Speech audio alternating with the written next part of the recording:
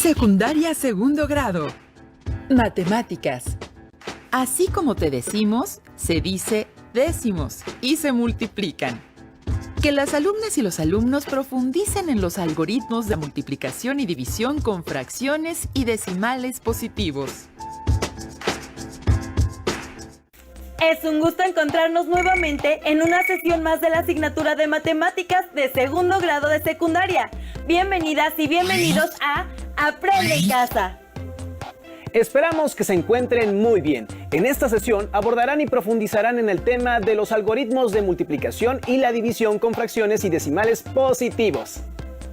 Tengan a la mano su lápiz y cuaderno o, en su defecto, una hoja de papel para que anoten todos aquellos contenidos que les parezcan relevantes, además de todas las inquietudes que les surjan. Recuerden que todas estas anotaciones las deberán incluir en su carpeta de experiencias a fin de que puedan compartirlas con su maestra o maestro cuando regresen a clases. Antes de comenzar la sesión, queremos recordarles que es importante que colaboren y permanezcan en casa para ayudar a resolver la contingencia que se vive en nuestro país. Les pedimos que tengan paciencia y traten de aprovechar este tiempo en sus hogares para convivir con su familia y reforzar sus aprendizajes. Dicho lo anterior, ahora sí, ¡vamos a comenzar! En sesiones anteriores aprendieron diferentes algoritmos utilizados para resolver operaciones y recurrieron a las distintas representaciones de los números. ¿Qué tan diferentes son esas formas de resolver una operación? Acompáñenos a ver el siguiente video, el cual les permitirá conocer algunas formas para solucionar operaciones con decimales. Pongan atención en los ejercicios y las operaciones que se presentarán. Las y los invitamos a resolver posteriormente y a que comparen sus resultados con las soluciones expuestas. Hola amigos, soy América. Bienvenidos nuevamente al blog de las matemáticas. En el programa anterior resolviste problemas de multiplicación, ¿recuerdas? Pero ¿te has preguntado cuál será el procedimiento para dividir entre 10, 100 y 1000? Acompáñame a descubrirlo. Analicemos la siguiente situación. Se organiza una tanda de 10 personas para comprar un electrodoméstico que cuesta 2,857 pesos con 50 centavos. ¿Cuánto tiene que aportar cada persona? Resolvamos el problema mediante el algoritmo de la división. 10 cabe 2 veces en 28 y sobran 8. Luego bajamos el 5, por lo que ahora nuestro dividendo es 85. 10 cabe 8 veces en 85 y sobran 5. Después bajamos el 7. Nuestro dividendo ahora es 57. 10 cabe 5 veces en 57 y quedan 7. Como el siguiente número por bajar es el 5 y está después del punto decimal, colocamos el punto en el cociente, después del 285. Ahora nuestro dividendo es 75. 10 cabe 7 veces en 75 y nos quedan 5. Por último, bajamos el 0. 10 cabe 5 veces en 50 y no sobra nada. Al utilizar el algoritmo de la división, obtuvimos como resultado 285 pesos con 75 centavos. Esa es la cantidad que cada persona aportará para poder comprar el electrodoméstico.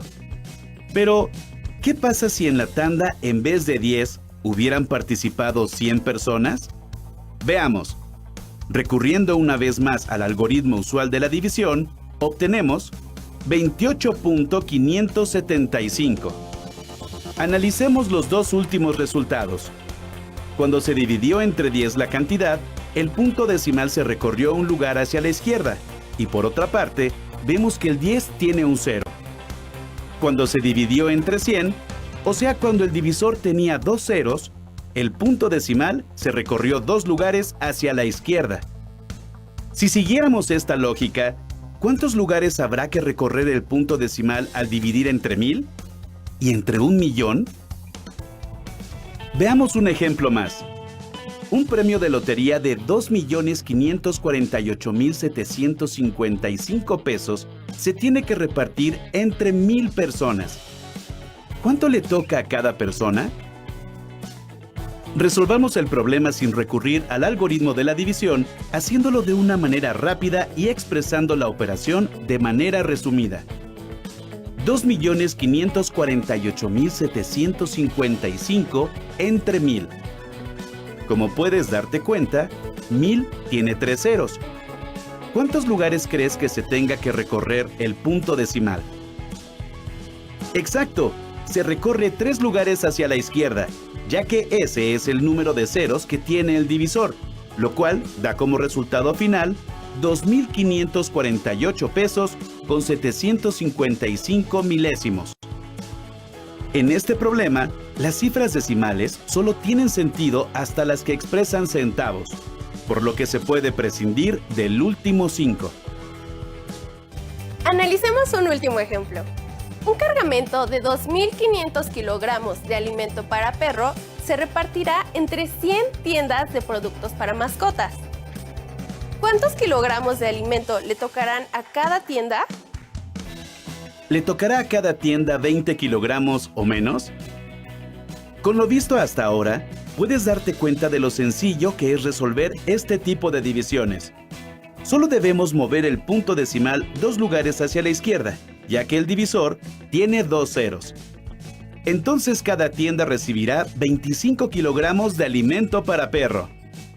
Recuerda que al dividir números decimales entre 10, 100 o 1000, lo único que tendremos que hacer es recorrer el punto hacia la izquierda tantas posiciones como ceros tenga nuestro divisor. Nos vemos en la próxima emisión del Blog de las Matemáticas.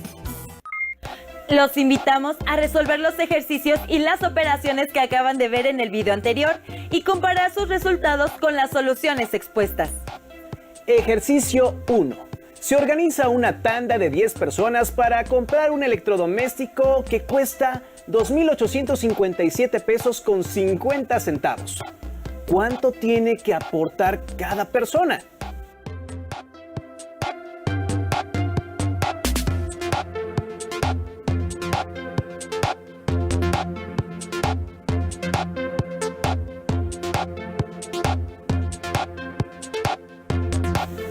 ¿Qué tal si en la tanda, en lugar de 10, hubieran participado 100 personas?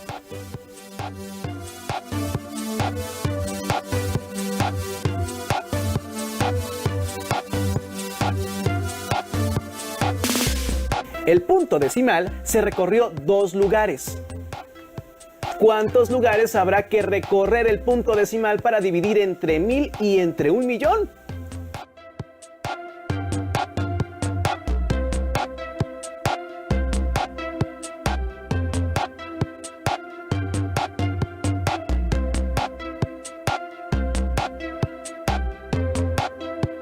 Ejercicio 2.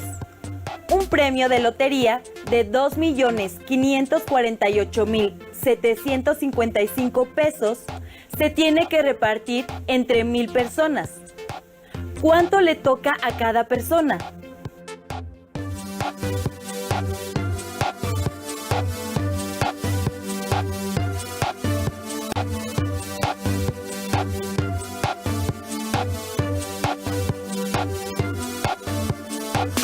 Como pueden darse cuenta, 1000 tiene 3 ceros. ¿Cuántos lugares crees que se tenga que recorrer el punto decimal?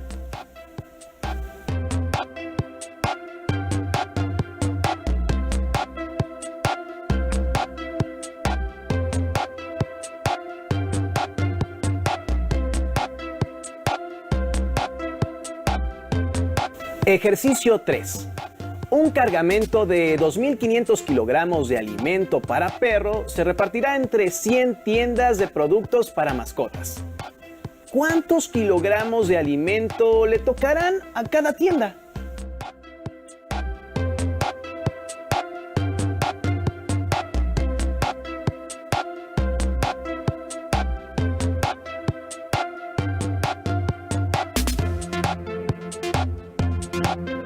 ¿Le tocará a cada tienda 20 kilogramos o menos?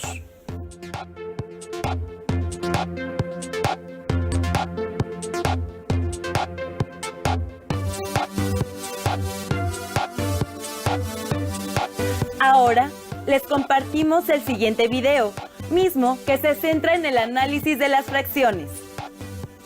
Seguramente les ayudará a comprender mejor este tema. Regresamos en unos minutos. Hola, sean bienvenidos a mi blog.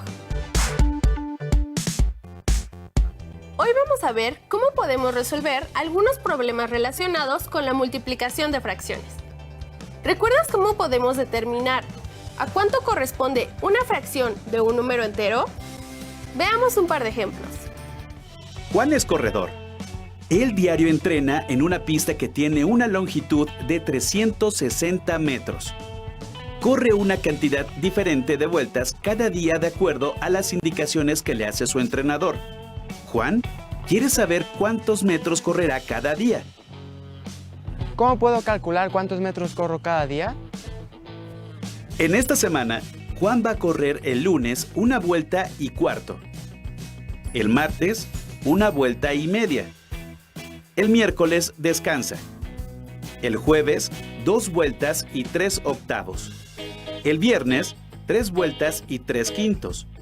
Y el sábado, 4 vueltas y 1 quinto. Para calcular cuánta distancia corre el lunes, dividimos la distancia de la pista entre 4.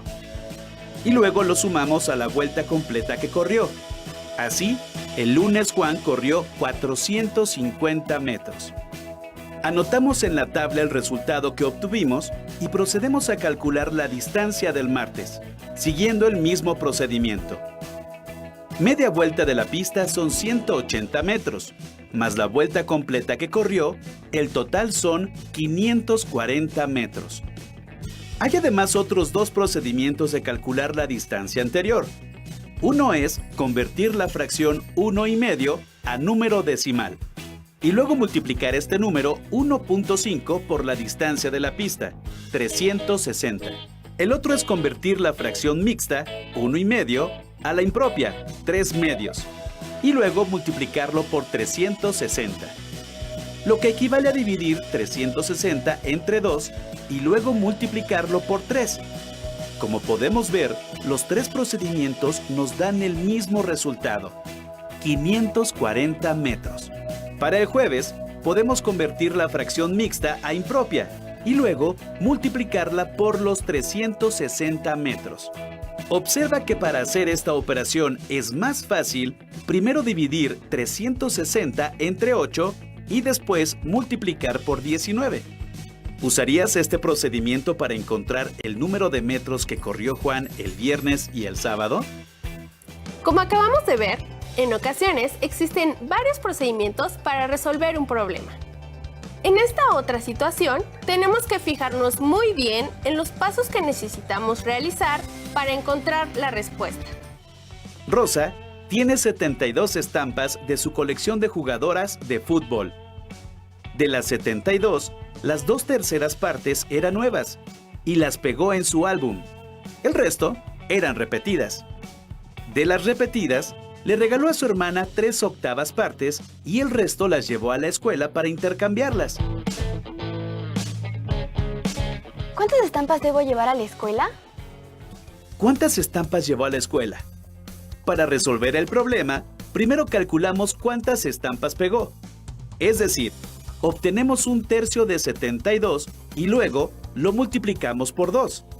Rosa pegó 48 estampas, llevó 15 estampas. Hemos llegado al final de nuestra transmisión. Ahora utiliza lo que aprendiste y ayuda a Juan a calcular cuánta distancia recorre el viernes y el sábado.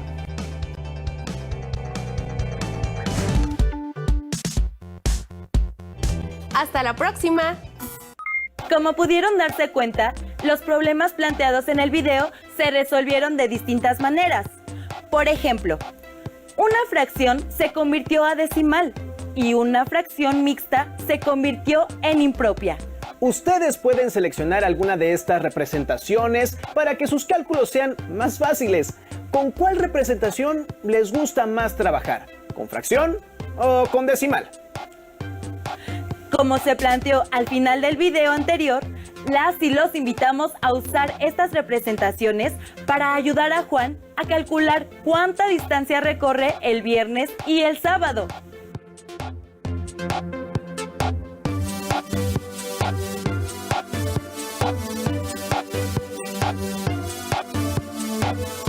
Ahora bien, para entender la relación entre la multiplicación y la división de fracciones, les compartimos el siguiente audiovisual.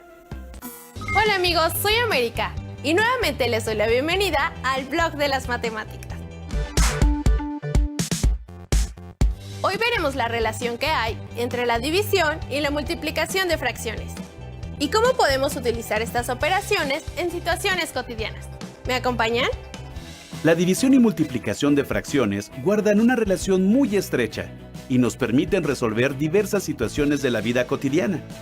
Con la división de fracciones, podemos determinar el número de veces que una fracción dada se encuentra contenida dentro de otra. Por ejemplo, un carpintero tiene una tabla de madera de 3 metros de largo y quiere dividirla en pedazos iguales que midan 3/4 de metro de largo. Presta atención a cómo se forma un pedazo de 3/4 y cuántos de esos caben en los 3 metros.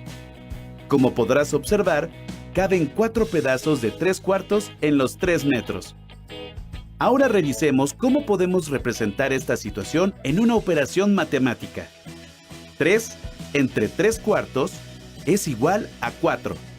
Para resolver la división anterior, primero es necesario convertir el entero en fracción colocando un 1 en el denominador.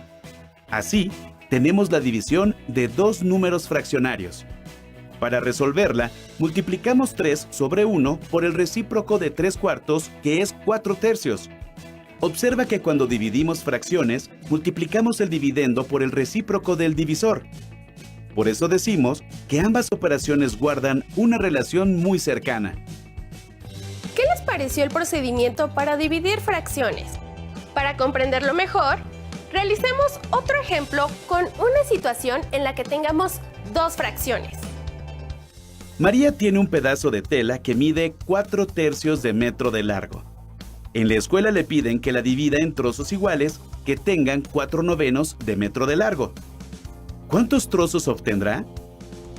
Observa cómo divide cada pedazo de 1/3 de metro en novenos y selecciona 4 de ellos hasta obtener 3 pedazos de tela de 4/9 cada uno. Entonces, se dividió 4/3 entre 4/9, lo que equivale a multiplicar el dividendo 4/3 por el recíproco del divisor, es decir, por 9/4. Una vez invertidos el denominador y el numerador, procedemos a multiplicar. 4 por 9, 36. Y 3 por 4, 12. Ahora simplificamos la fracción. Se divide 36 entre 12, igual a 3. Como vimos en los ejemplos anteriores, para dividir dos fracciones, debemos multiplicar el dividendo por el recíproco del divisor. Te invito a que apliques lo aprendido en la sesión de hoy y resuelvas las siguientes operaciones. Hasta la próxima en el blog de las matemáticas.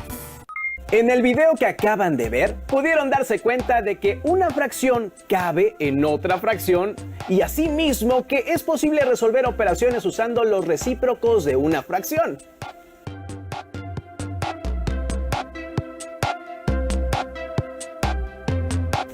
Las y los invitamos a que busquen en su casa distintos objetos que puedan dividirse de manera segura.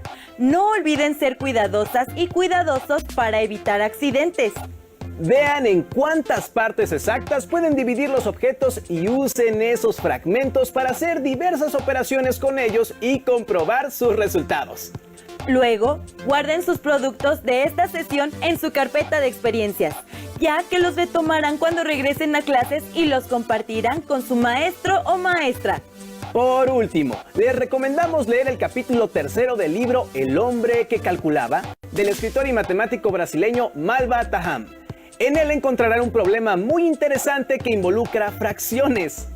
No olviden repasar los algoritmos de multiplicación y división con fracciones y decimales positivos que estudiaron en esta sesión.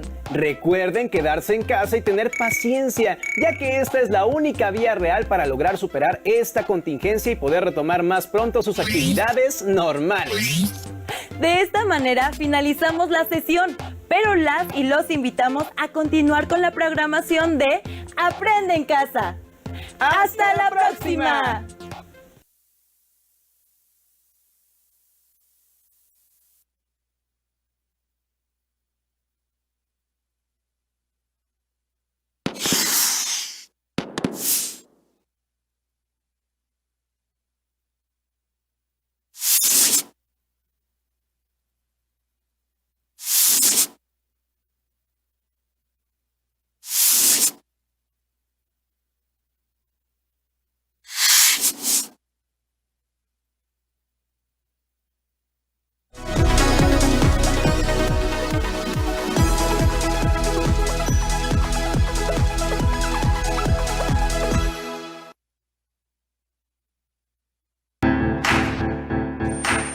Secundaria segundo grado. Historia. Herencia cultural, herencia desigual. Reflexionar sobre las tradiciones que son herencia de la época virreinal, así como hacer un vínculo pasado-presente al reflexionar si el pasado colonial nos hace un país más desigual.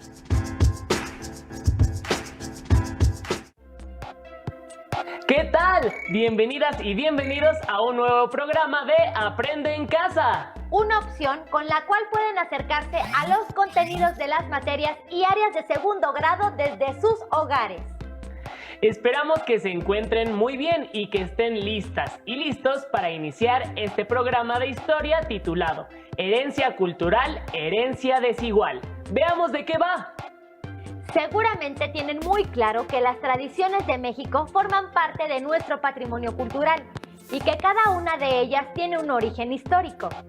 Actualmente seguimos practicando algunas costumbres y tradiciones que vienen de la época prehispánica, pero también hay otra gran variedad que proviene de la época virreinal.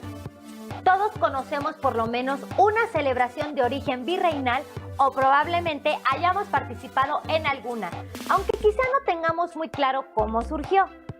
¿Qué celebraciones son tradicionales en su comunidad? Recuerden que nuestra vida actual y la forma en que está organizada nuestra sociedad es el resultado del proceso de mestizaje que se vivió a partir de la llegada de los españoles y de otras culturas a América. ¿Qué recuerdan sobre el mestizaje? ¿Qué otras culturas se mezclaron con las tradiciones indígenas?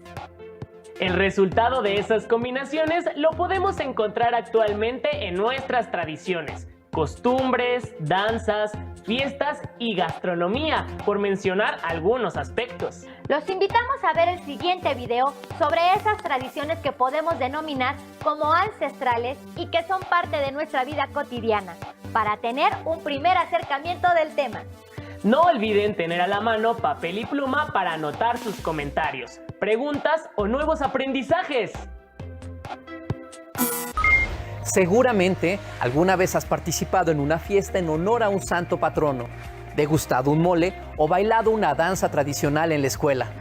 Pues estas, como muchas otras expresiones que forman parte de nuestra cultura, tienen su origen en la época virreinal. ¿Qué expresiones actuales son parte de la herencia cultural del virreinato?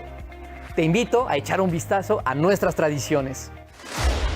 La época virreinal en la Nueva España conjuntó elementos indígenas, españoles, africanos y asiáticos, donde se fusionaron prácticas, creencias y tradiciones que dieron origen a la cultura novohispana, de la cual actualmente somos herederos. En nuestra vida diaria podemos ver, oír, hablar, sentir y reproducir diferentes expresiones de este pasado virreinal, que hallamos en la arquitectura, la pintura, la música, el lenguaje, la danza, la gastronomía y la vestimenta, entre otras manifestaciones culturales. Durante la evangelización, las órdenes religiosas recurrieron a la pintura, el canto, el teatro y la danza para enseñar la fe cristiana y rendir culto a sus santos.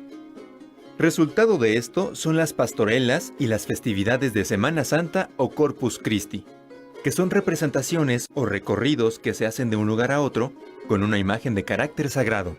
O las peregrinaciones a lugares religiosos, como a los templos de la Virgen de Guadalupe y el Señor de Chalma. O el carnaval, que era una fiesta católica que incorporó elementos profanos, danzas de origen prehispánico, bailes e instrumentos africanos, así como disfraces y máscaras. En la música destaca la pirecua, canto tradicional purépecha de Michoacán, que se interpreta tanto en lengua indígena como en español, y es resultado de la fusión de elementos de origen prehispánico con cantos religiosos de los evangelizadores. De origen prehispánico son algunos de los espacios destinados a las festividades. Por ejemplo, anteriormente, en el Cerro del Fortín, ubicado en los valles centrales de Oaxaca, se encontraba un templo mexica dedicado a Centeotl, la diosa del maíz, a donde los indígenas llevaban ofrendas, pero durante el virreinato, en ese lugar, se adoró a la Virgen del Carmen e inició la festividad de los lunes del cerro, permitiendo la conjunción de elementos españoles e indígenas. En el siglo XX, esta fiesta fue la base de lo que hoy en día conocemos como la Guelaguetza. En la actualidad, una fiesta patronal es impensable sin fuegos artificiales o una posada sin piñatas. Estos elementos tienen influencia asiática en su origen, al igual que las especias, el mango, el tamarindo, el papalote, el rebozo, el paliacate y la talavera poblana. Asimismo, encontramos elementos de origen africano en géneros musicales como el son y el jarabe. Es el caso del chuchumbé, que se canta desde el siglo XVIII en Veracruz. También los hallamos en bailes de carnavales, como el de la comunidad veracruzana de El Coyolillo, donde las personas se disfrazan con máscaras de figuras de animales y danzan al ritmo de los tambores.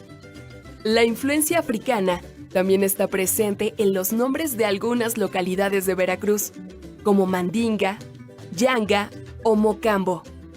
En bailables como la danza de los diablos, el maracumbé y el fandango de Artesa. Y en instrumentos musicales como la marimba o marimbola, el tambor de fricción y las quijadas. Respecto a nuestra gastronomía, encontramos el mestizaje novohispano en el uso de algunos ingredientes como hierbas, chile, frijol y maíz de influencia indígena, combinados con carnes europeas, cereales y cítricos árabes, frutas y verduras africanas, así como especias asiáticas, por mencionar algunas. Tamales, pozole, michotes, mole, chiles en nogada, buñuelos, bizcochos, mazapanes, ates, jamoncillos, muéganos, arroz con leche y cajeta. Son solo algunos de los sabores, olores y colores de la cocina mexicana.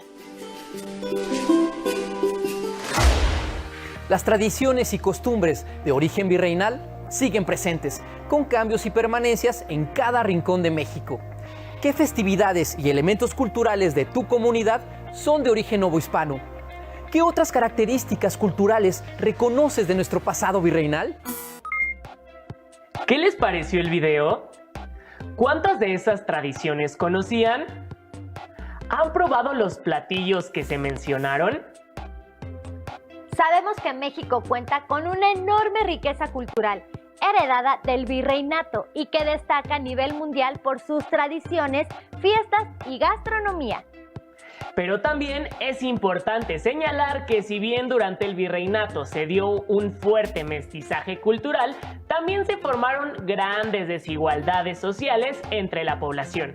La sociedad virreinal estaba muy jerarquizada.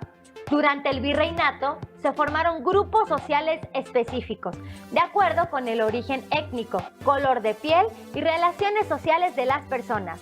La desigualdad fue una característica de este periodo y se sigue viviendo hasta ahora. Esto se observa con mayor fuerza en las regiones indígenas y la población que vive en el campo. El siguiente video nos permitirá identificar que en México gran parte de la población se encuentra sumida en la pobreza y que existen grandes contrastes, pues hay personas que viven con lujos frente a otras que no tienen ingresos, ni siquiera para comer. Acompáñenos a verlo. La pobreza es uno de los mayores problemas que enfrenta nuestro país. Las instituciones del gobierno reconocen, de acuerdo a diversos indicadores, la existencia de 3 tipos de pobreza. La pobreza extrema o alimentaria se da cuando la población no obtiene ingresos suficientes que le garanticen una alimentación mínima. La pobreza de capacidades se presenta cuando una población está en condiciones de satisfacer sus necesidades de alimentación, pero no cuenta con el ingreso suficiente para cubrir sus gastos en educación y salud. Y la pobreza patrimonial comprende a las personas que, si bien pueden cubrir sus necesidades básicas de alimentación, educación y salud, su ingreso no les permite alcanzar lo requerido para vivienda, vestido, calzado y transporte. En el 2005, la mitad de los mexicanos vivían en condiciones de pobreza patrimonial, mientras que el 18% de la población vivía en pobreza extrema. Los más pobres de los pobres se encuentran en el campo, particularmente en zonas montañosas y de difícil acceso. Se estima que hay 185,000 localidades rurales pobres en México. Las poblaciones más pobres se concentran en entidades como Chiapas, Guerrero y Oaxaca. Sin embargo, existen localidades pobres en todas las entidades del país. De todo lo que producimos los mexicanos, el campo es el que está aportando la menor cantidad del Producto Interno Bruto. México es un país con grandes diferencias en los niveles de vida de su población. En él coexisten comunidades en extrema pobreza y zonas con niveles de vida e ingresos mucho mayores. Veamos 2 ejemplos. De acuerdo al Consejo Nacional de Población, el municipio más pobre de México es Cochoapa el Grande, ubicado en el estado de Guerrero. El 76% de sus habitantes de 5 años o más son analfabetas y 9 de cada 10 no terminó la primaria. El 95% habita viviendas con piso de tierra, sin drenaje ni sanitario, mientras que el 87% de sus trabajadores obtienen ingresos de hasta 2 salarios mínimos. Por el contrario, el municipio de San Pedro Garza García, en Nuevo León, es considerado el municipio más rico de todo el país.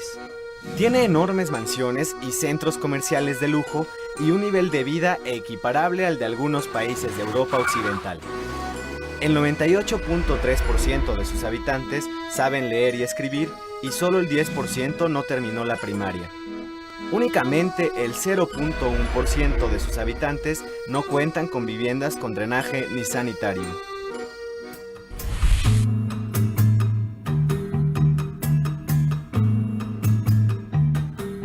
En el campo hay muchísimos contrastes.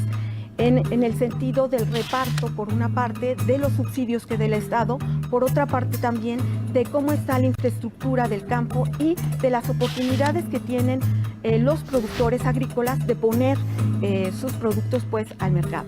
En este sentido podemos ver en el campo las grandes diferencias que existen entre los productores que están dedicados fundamentalmente a una alimentación rentable que va fundamentalmente para la ganadería, o para la exportación fundamentalmente de hortalizas, frente a aquellos productores que no tienen absolutamente nada.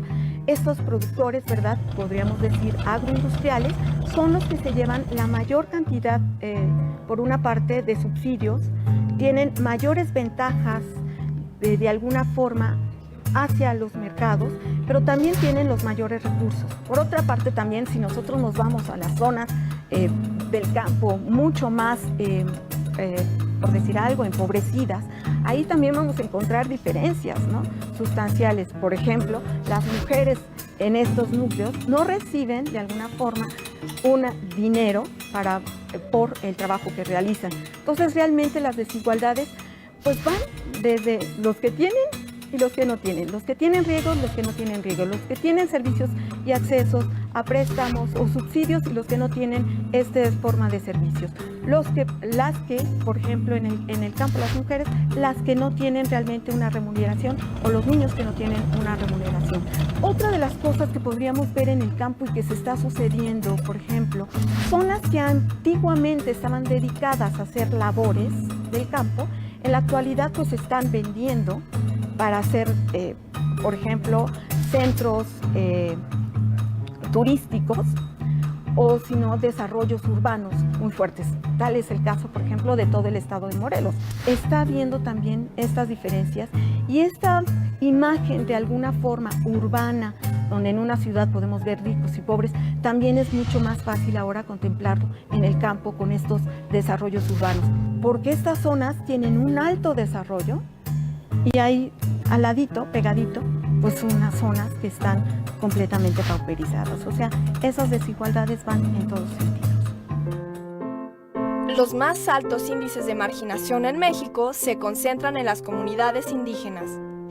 La cuarta parte de los indígenas mexicanos de 15 años y más no saben leer ni escribir. El 60% habitan en viviendas sin drenaje y más de la mitad de la población indígena ocupada gana menos de 2 salarios mínimos al día.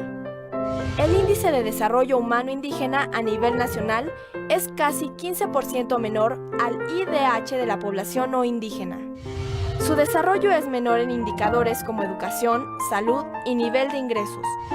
Esta situación reproduce las condiciones de inequidad y marginación en la que viven una gran cantidad de indígenas en nuestro país. Ante la falta de oportunidades en sus comunidades, muchos indígenas migran en búsqueda de mejores alternativas de desarrollo. Los datos sobre los estados más pobres de nuestro país son alarmantes, ¿verdad? ¿Ustedes conocían esa información? Esta situación es preocupante, pues además de ser los más pobres, tienen los mayores índices de analfabetismo. Y si combinamos esto con la falta de oportunidades en el campo, nos encontramos frente a un panorama muy complejo. La situación se torna más grave en el caso de las mujeres, pues la desigualdad se agudiza si son mujeres indígenas o si viven en el campo. Como pudimos observar, quienes viven en las zonas más vulnerables no tienen las mismas oportunidades para alcanzar una vida digna, es decir, contar con estabilidad económica, con acceso a una educación de calidad, con servicios de salud y una vida libre de violencia. Desafortunadamente, los programas sociales que se han implementado no han logrado abatir la pobreza y la desigualdad. Hace falta atacarla de raíz y buscar diferentes alternativas para que la mayor parte de la población tenga una vida digna. Los invitamos a ver el siguiente video para conocer cómo se enfrenta la pobreza en el campo y qué acciones se han implementado para tratar de erradicarla.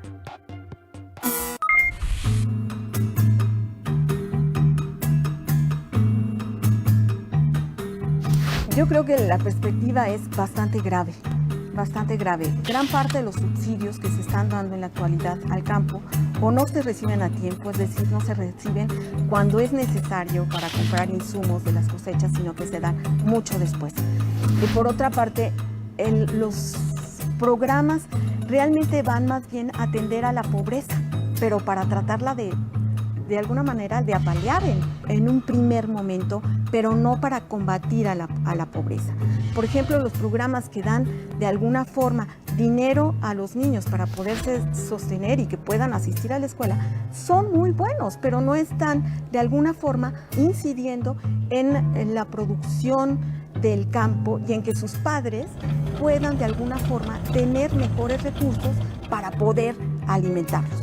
En la actualidad esto es muy preocupante porque la mayor parte del territorio mexicano, según el censo agrícola del 2007, dejó de producirse alrededor de un 25% de las tierras en México, lo cual, bueno, pues es espeluznante, ¿no? Es decir, ya el campo está siendo abandonado. Ya ni siquiera los pequeños productores o los productores que antes lo hacían para su autoconsumo, lo están trabajando. Gran parte de la población campesina en la actualidad no vive del campo, sino que vive de otras actividades, tanto de lo que le puedan mandar del exterior como de lo que le pueda dar el gobierno o ellos realizan otras actividades por fuera. Entonces esto es muy, muy preocupante y realmente las políticas no están de alguna forma atendiendo a este problema. Yo creo que la política tendría que ser mucho más amplia, esta política mexicana. Por una parte, sí tratar de revitalizar el campo, quizá una política de aranceles mucho más centrada en poder de alguna forma controlar. En este sentido, habría que ver el de la renegociación de este tratado de libre comercio en materia agropecuaria. En las comunidades rurales se concentran los más altos índices de marginación en México. La pobreza afecta principalmente a los pueblos indígenas. En México, los más pobres de los pobres son indígenas. La situación de pobreza que enfrenta la población indígena y quienes viven en el campo es sumamente complicada, pues es difícil que puedan vivir de lo que el campo produce y por eso mucha gente busca otras actividades para subsistir. Algunos se van de sus lugares de origen para tratar de encontrar mejores condiciones de vida. Es cierto que existen varios programas de apoyo para grupos vulnerables, pero no son suficientes. Los problemas de pobreza y desigualdad continúan sin atenderse de raíz. La desigualdad sigue presente. Observamos que la mayor parte de los ingresos se concentran en pocas manos y que gran parte de la población no cuenta con los recursos necesarios para vivir dignamente.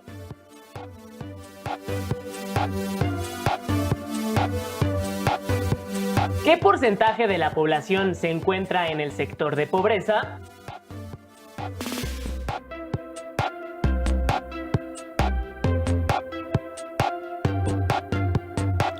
¿Qué acciones hacen falta para erradicarla?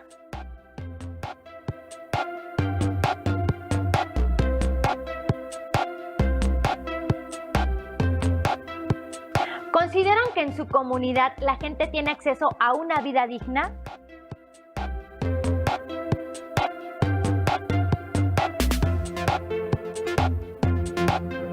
¿Por qué? ¿Qué haría falta?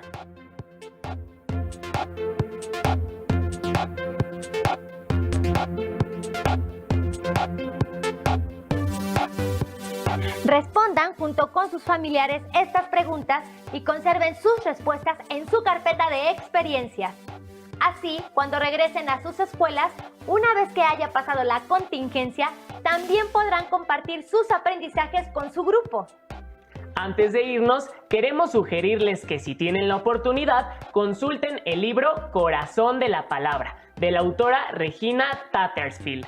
En él podrán conocer algunas costumbres, leyendas, ceremonias y tradiciones de comunidades de Chiapas. Se darán cuenta de que a pesar de las desigualdades en las que viven, los pueblos indígenas tienen una extraordinaria riqueza cultural. También queremos recordarles que debemos ser muy pacientes ante la situación que estamos viviendo.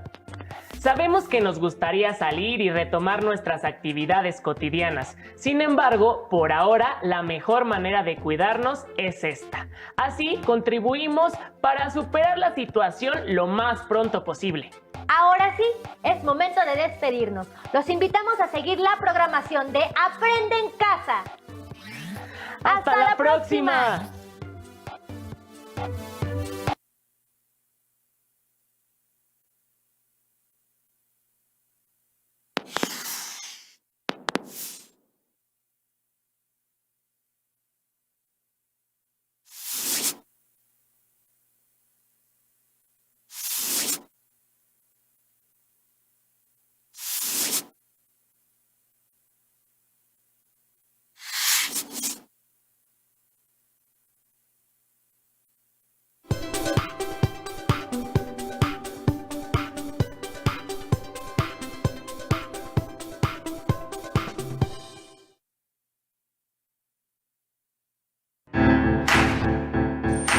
Secundaria segundo grado. Ciencias y tecnología. Física. Energías renovables y sus beneficios. Sensibilizar al alumnado de educación secundaria sobre los beneficios de utilizar energías renovables, limpias y alternativas a las obtenidas mediante la quema de combustibles fósiles.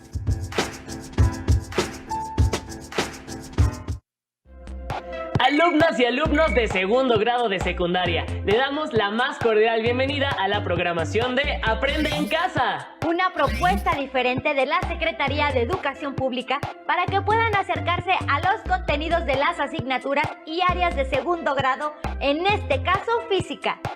No olviden tener cerca hoja y lápiz y anotar sus reflexiones, preguntas e ideas principales y guardarlas en la carpeta de experiencias. Para entrar en materia, vamos a revisar un tema relacionado con el cuidado de nuestro planeta, energías renovables y sus beneficios. Por mucho tiempo, la energía eléctrica se ha producido a partir de la quema de combustibles fósiles. Esto ha dado como resultado la contaminación de nuestra atmósfera y el deterioro del medio ambiente. Actualmente se ha recurrido a otras formas de obtener energía eléctrica. Un ejemplo es la energía solar. Los invitamos a ver el siguiente video para conocer un poco más sobre esta fuente de energía, usos y beneficios.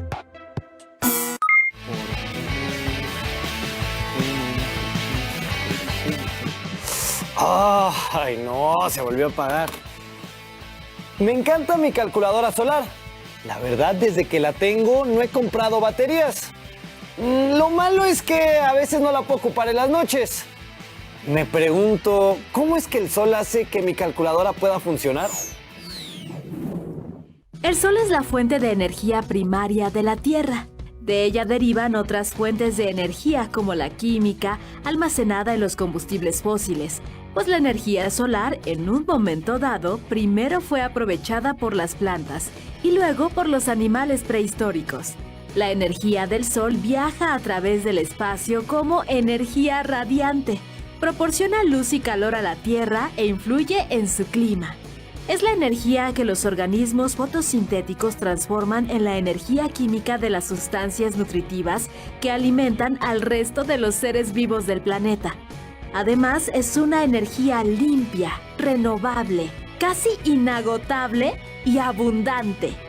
Cabe resaltar que el Sol tiene 5.000 millones de años y aún no alcanza el 50% de su existencia, que la cantidad de energía que llega al planeta es 10.000 veces mayor a la que se consume al día en todo el mundo, que la energía solar se puede usar como alternativa a las energías no renovables y que de ella se puede obtener energía térmica o electricidad, que en este caso se denomina energía fotovoltaica.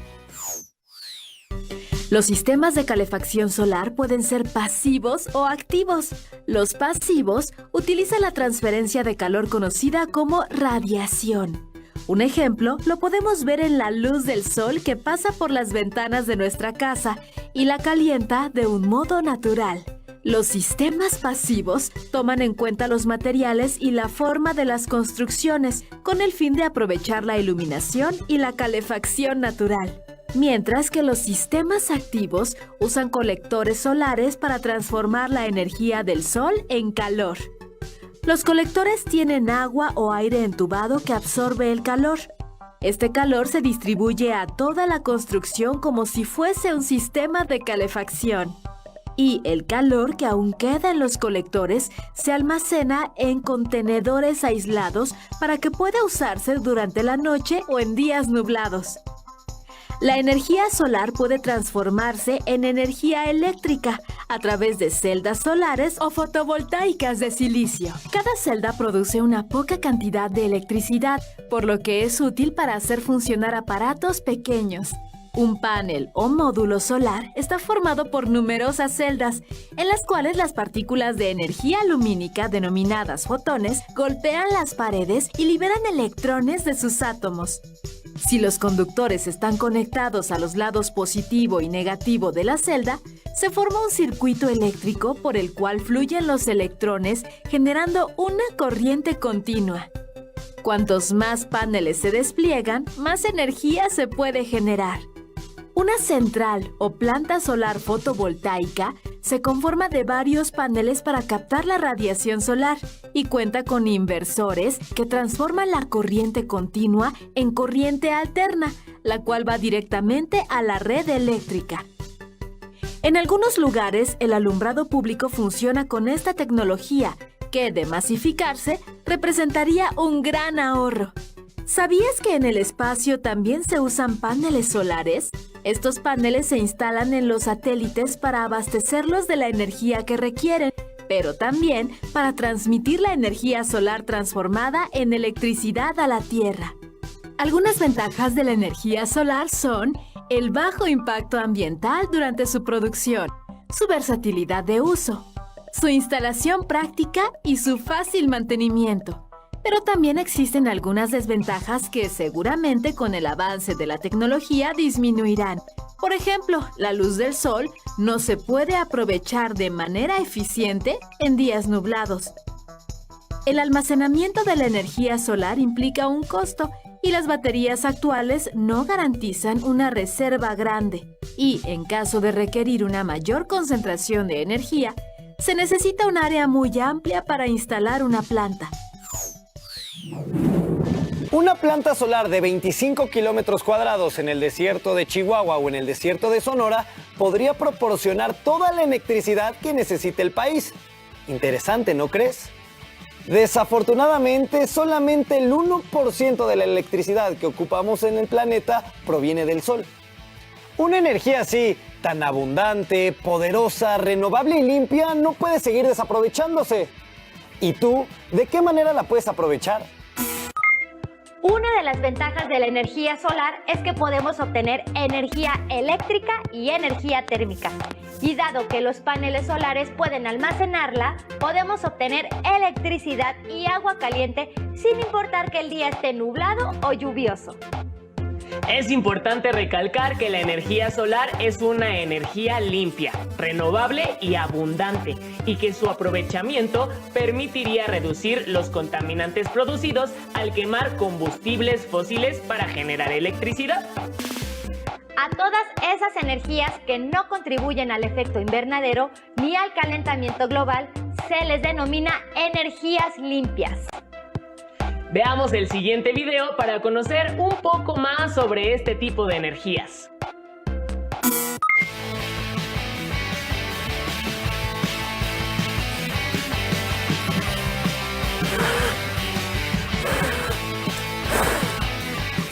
¡Wow! Se está elevando el objeto sin que lo toque.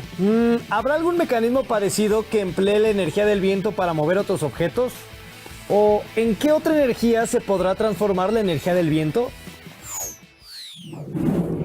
La energía es fundamental para realizar las actividades cotidianas.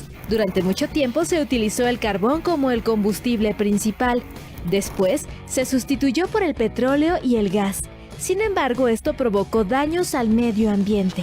A estas fuentes de energía se les considera contaminantes o sucias, ya que durante su combustión se generan grandes cantidades de dióxido de carbono y otros gases, lo que provoca que se intensifique el efecto invernadero y, por tanto, el cambio climático. En 1960 se agregó una nueva fuente de energía. Veamos cómo se aprovecha la energía nuclear. Los átomos se dividen en un reactor de fisión. Esto libera grandes cantidades de energía térmica para crear vapor. El vapor activa turbinas y estas a su vez hacen funcionar generadores que producen electricidad. Los reactores de fisión utilizan un combustible llamado uranio radiactivo. Durante la fisión nuclear, los átomos de uranio se dividen causando una reacción en cadena que libera energía suficiente para abastecer de electricidad a 2.4 millones de hogares durante un año. Cabe resaltar que existen muchas preocupaciones respecto al funcionamiento de las centrales nucleoeléctricas, entre ellas los desechos radiactivos que generan, ya que son peligrosos durante muchos años, así como la posibilidad de un accidente en un reactor nuclear, lo cual liberaría material radiactivo en el ambiente, como sucedió en Chernobyl en 1986 y en Fukushima en 2011. ¿Qué alternativas existen para sustituir las energías contaminantes? Con la intención de disminuir el impacto negativo en el ambiente, los seres humanos hemos buscado alternativas de energías que no emitan sustancias o residuos contaminantes durante su proceso de producción, las cuales se conocen como energías limpias. Por ejemplo, la solar, la eólica y la biomasa. La energía eólica se obtiene del viento. Mediante turbinas eólicas se aprovecha la energía cinética del viento para que un rotor dentro de ellas produzca energía eléctrica. Una turbina eólica puede producir electricidad para una casa, mientras que un parque eólico puede generar energía en grandes cantidades para proporcionarla a comunidades enteras. Un aerogenerador está formado por una torre, un sistema de orientación, un armario de acoplamiento a la red eléctrica, un eje y mando del rotor y una góndola, que sirve de base a las palas y que en su interior tiene un freno, un multiplicador, un generador y un sistema de regulación eléctrica.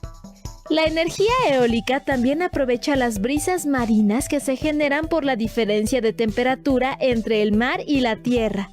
Los parques eólicos marinos aumentan la producción de energía eléctrica y provocan menor impacto ambiental, pero su construcción y mantenimiento tiene costos económicos altos. Por otro lado, la biomasa es la materia orgánica que proviene de las plantas, animales, hongos, algas y microorganismos. Otra forma de aprovechar la biomasa es mediante la fermentación de plantas de maíz, caña de azúcar y sorgo para obtener bioetanol. Este alcohol se mezcla con gasolina en un 20% para aumentar su octanaje y se usa como combustible en los autos. El biogás es otro producto de la biomasa y se obtiene por la descomposición de basura, aguas residuales u otro tipo de materia orgánica, y se puede utilizar como reemplazo del gas natural. Algunos países han implementado una forma de generar biogás fertilizando aguas residuales con lirios acuáticos cuyo crecimiento es muy rápido. La descomposición de estas plantas produce biogás, el cual se capta y almacena.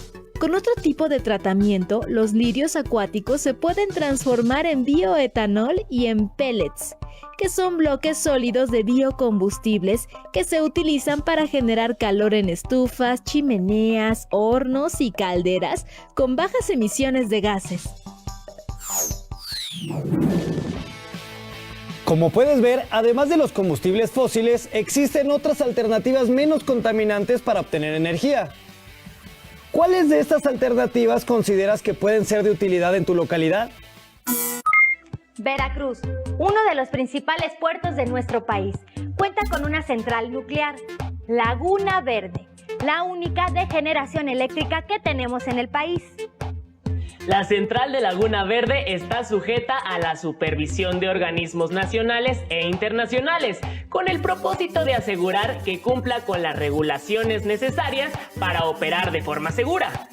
Los parques eólicos están presentes en 14 estados de la República Mexicana, como Oaxaca, Nuevo León, Coahuila, Tamaulipas, Yucatán, Jalisco, San Luis Potosí y Zacatecas, los que generan alrededor del 8% de la electricidad que se consume en el país. Las energías solar y eólica, además de ser limpias, se clasifican como energías renovables. Estas energías no son las únicas que tienen prevalencia en el planeta. Veamos el siguiente video para conocer un poco más. ¡Wow! ¿Qué cantidad de energía tienen las olas de mar? ¿Será posible transformar la energía de esas olas en energía útil para los seres humanos? Las energías limpias afectan en muy poco al medio ambiente y las energías contaminantes lo dañan en gran medida. Además del daño que causan en el ambiente, otro criterio para clasificar las fuentes de energía es su prevalencia en el planeta, es decir, si son no renovables o renovables. Las fuentes energéticas no renovables son las que en algún momento se agotarán. Tal es el caso de los combustibles fósiles como el petróleo, el carbón y el gas natural, así como los combustibles nucleares como el uranio y el plutonio. Mientras que las energías renovables se obtienen de fuentes inagotables, ya sea por la inmensa cantidad de energía que contienen o porque son capaces de regenerarse por medios naturales. Cabe resaltar que las energías renovables suministran energía a 4 áreas importantes que son la energía eléctrica, la calefacción y refrigeración de aire y agua, el transporte y los servicios energéticos rurales. La solar, la eólica y la que proviene de la biomasa no son las únicas energías renovables que existen. Además, están la hidráulica, la mareomotriz, la undimotriz y la geotérmica. Vamos a conocer un poco de estas últimas. Es importante aclarar que la energía hidráulica no es limpia, pero sí es renovable. Las centrales hidroeléctricas aprovechan la energía potencial acumulada en los ríos para que al caer, el agua ponga en funcionamiento las turbinas que mueven un generador, el cual produce electricidad. La fuerza gravitatoria de la Luna y del Sol sobre la Tierra provoca que grandes masas de agua se muevan y cambien de nivel. A estos cambios se les conoce como mareas. En algunas bahías se ha implementado una tecnología que consiste en una presa para atrapar el agua durante la marea alta. Luego, con la marea baja, el agua se drena a través de unas turbinas que hay dentro de la presa. Dichas turbinas mueven el mecanismo de un alternador que a su vez genera energía eléctrica. Este alternador está conectado a una central eléctrica en tierra, la cual distribuye la energía hacia la comunidad y las industrias. La energía mareomotriz tiene la ventaja de mantener ciclos constantes y predecibles de mareas y corrientes. Para aprovechar las corrientes marinas, la instalación de esta tecnología se hace en ríos profundos, desembocaduras o estuarios de ríos hacia el océano y debajo del océano. En México, el Mar Caribe es un lugar donde podría aprovecharse la energía de las corrientes marinas. La tecnología que permite la obtención de electricidad a partir del movimiento de las olas se conoce como energía undimotriz. El mecanismo básico de una planta undimotriz consiste en un conjunto de boyas que tienen un sistema hidráulico con una cámara de aire. Cuando se eleva el nivel de agua, el aire del interior se comprime y luego se expulsa por una abertura superior, al tiempo que se acciona una turbina que genera energía eléctrica. Después, la electricidad producida se lleva hasta una subestación cercana. En algunos lugares de la Tierra, las fuerzas geológicas empujan grandes lagunas de magma cerca de su superficie. A estos lugares se les conocen como puntos calientes geotérmicos. Cuando el agua se filtra en los espacios alrededor del magma, esta se puede calentar tanto que sale a la superficie formando géiseres, los cuales son aprovechados para producir energía eléctrica. Los géiseres expulsan vapor con gran presión. Este vapor se conduce hasta una central geotérmica, donde se activa una turbina, que a su vez hace funcionar un generador que produce energía eléctrica. Después, esta energía se conduce a las subestaciones y de ellas a los hogares, fábricas, escuelas y hospitales, entre otros lugares. Finalmente, el vapor geotérmico se vuelve a condensar y se reinyecta en el subsuelo. Cabe destacar que para que esta energía se considere renovable, es necesario regresar el agua utilizada en forma de vapor a la fuente original. Las energías renovables y limpias son la alternativa para salvar a nuestro planeta de un colapso ambiental y energético, así como para permitir que los seres humanos podamos desarrollar nuestras actividades contando con la energía necesaria. ¿Y tú, cuáles consideras que son las tecnologías más adaptables a México? Debemos tener claro que las energías renovables no necesariamente son energías limpias, como el caso de la energía hidráulica, que si bien utiliza un recurso renovable, no es una energía limpia, pues con la construcción de las presas hidroeléctricas se modifica el ecosistema en el que se construyen. En México, el potencial de la energía mareomotriz se estima que sea igual o mayor a la que se puede obtener mediante la energía solar o eólica, debido principalmente a la presencia de zonas costeras en el Océano Pacífico. México es el cuarto país del mundo con mayor producción de energía geotérmica. Esta fuente de energía, que es renovable y limpia, aporta aproximadamente el 7% de toda la producción mundial de este tipo. Los invitamos a que investiguen más sobre las energías renovables y las energías limpias que aprovechan en su estado y su comunidad.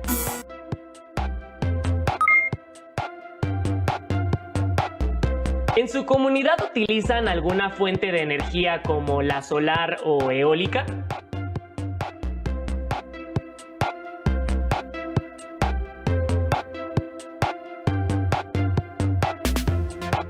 ¿Conocen algún otro beneficio del uso de fuentes de energías limpias o renovables?